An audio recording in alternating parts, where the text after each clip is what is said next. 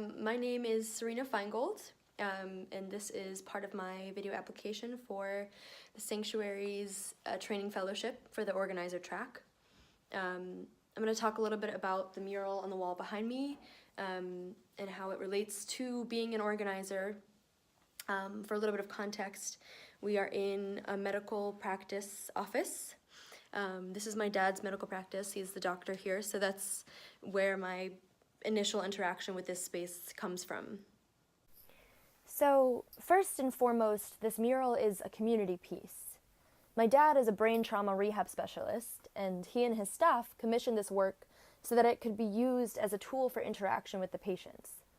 A lot of the patients here are in severe pain from their injuries, so I created the mural as a fun and interactive focal point for them.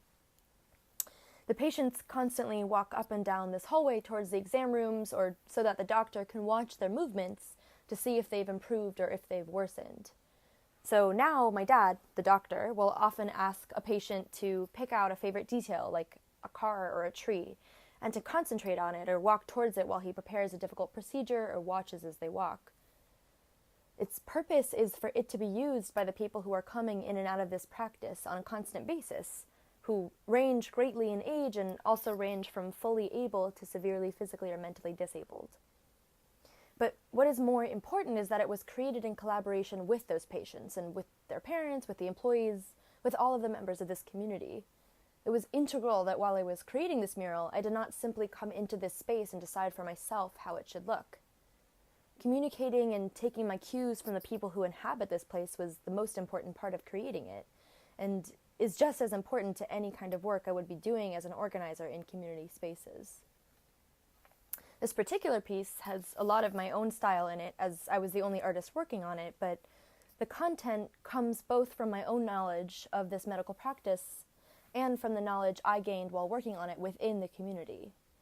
I learned that one older patient was calmed by butterflies, while another much younger patient loved to play with cars. So being immersed in the space I was creating for meant that I could learn those things and could include them in the mural, and could actually represent the real people who were utilizing it, including both able-bodied and disabled people from many backgrounds, all existing in the same space.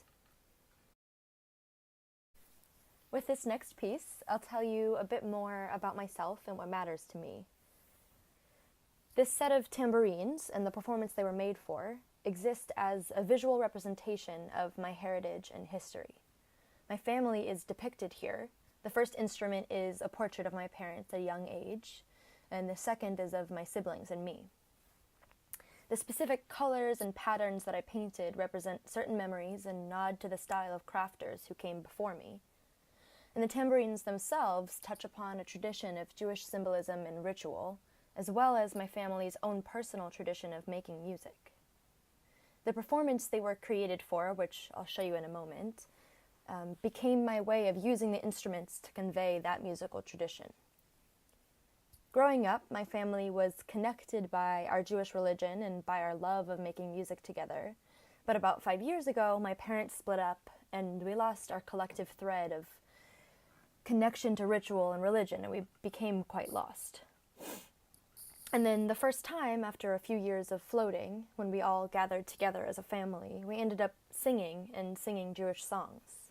So when I had the opportunity to bring my family together again for my thesis exhibition at the end of college this past May, I wanted to connect my thesis, which centered on a visual representation of my heritage, to the performative aspect of my life with my family.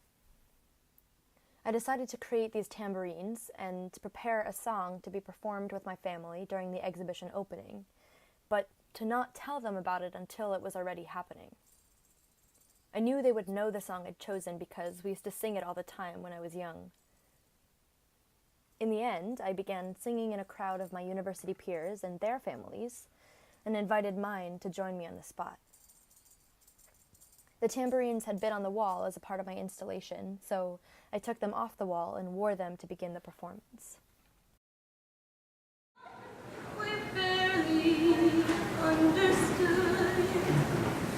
Now we are not afraid, although we know there's much to fear. We were moving mountains.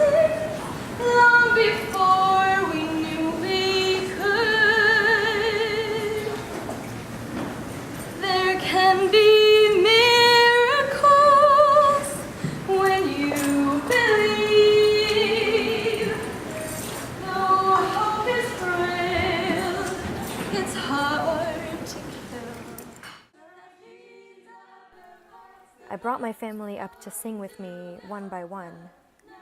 I wore the tambourines, and then I gave them to my brothers as we sang.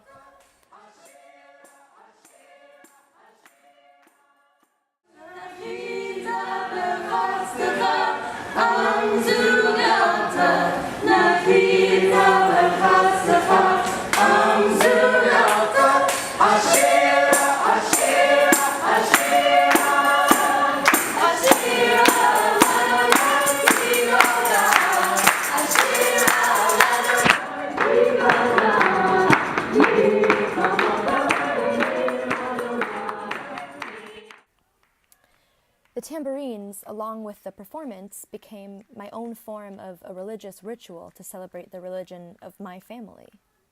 These artworks truthfully represent who I am and what I'm about because they are connected all at once to the visual, to design and pattern and form, and also to meaning and ritual, to a sense of healing and relationships, and to art, music, and heritage.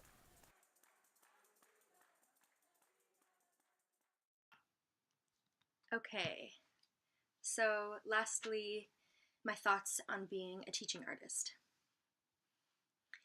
I think that learning how to do the work and then continuing on to actually do it is the whole point.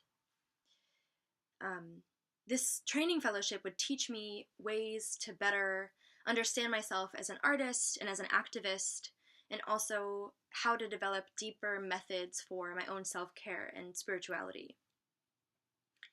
And being a part of the Sanctuaries community would mean learning how to do this work more respectfully and with more compassion, while directly deconstructing white supremacy and my complicity in it. I want to do this training fellowship so that I can learn how to decolonize my approach as an artist, and I want to be a teaching artist so that I can translate that learning into action. To be able to do this work in communities that want to use art and to do so in a way that they need me to. I want to learn how to better hold space for others, and I think that it's important to do that learning and to learn that within an organization that is knowledgeable and plugged into the needs of the people that it's serving and holding up.